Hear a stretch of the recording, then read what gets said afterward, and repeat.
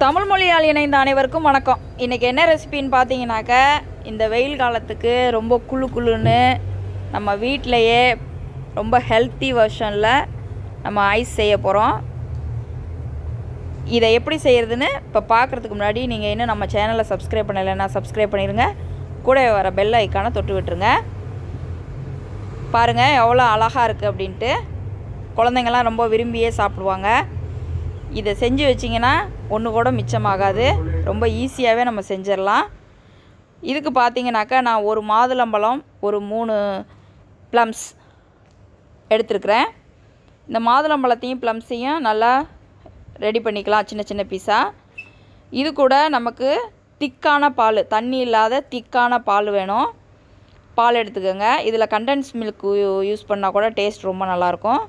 தேவையான அளவு சுகரு, இது எல்லாத்தையும் ஒன்றா சேர்த்து மிக்சியில் நல்லா ஃபைனாக அரைக்க போகிறோம். மாதுளம்பழத்தில் வந்து கொட்டைகள் இருக்கும், அதனால் 2-3 தடவை நல்லா ஸ்மூத்தாக அரைச்சிருங்க. இல்லைனாக்கா ஐஸு நம்ம வாயில் வச்சு சாப்பிடும்போது அந்த கொட்டைகள்லாம் வாயில் தட்டுப்படும். அதனால் எல்லாத்தையும் நல்லா ஃபைனாக அரைச்சிருங்க. பால் வந்து கண்டிப்பாக திக்காக தான் இருக்கணும். இப்போ அரைச்சி வச்சதை என்கிட்ட ஐஸ் ஊற்றுற அந்த மோல்டு இல்லை, அதனால் நான் கப்பில் ஊற்றிருக்கேன். உங்கள்கிட்ட இருந்துச்சுனாக்க நீங்கள் அதில் கூட ரெடி பண்ணிக்கலாம். நீங்கள் ஐஸ் மோல்டு வாங்குற மாதிரி இருந்துச்சுன்னா சிலிக்கானோடது வாங்கிக்கோங்க. அப்போ தான் அந்த ஐஸை எடுக்கும்போது ஈஸியாக இருக்கும். பிளாஸ்டிக்கோட சிலிக்கான் தான் ரொம்ப ஈஸியாக இருக்கும்.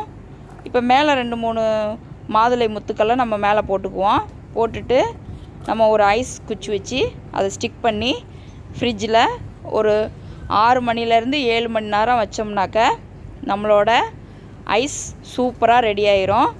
ரொம்பவே குழந்தைங்களுக்கு ஈஸியாக நம்ம கொடுக்கலாம். ரொம்ப ஹெல்த்தியாகவும் இருக்கும். கண்டிப்பாக ட்ரை பண்ணுங்கள். நம்ம சேனலை சப்ஸ்கிரைப் பண்ணுங்கள். உங்கள் ஃப்ரெண்ட்ஸோட ஷேர் பண்ணுங்கள். தேங்க்யூ.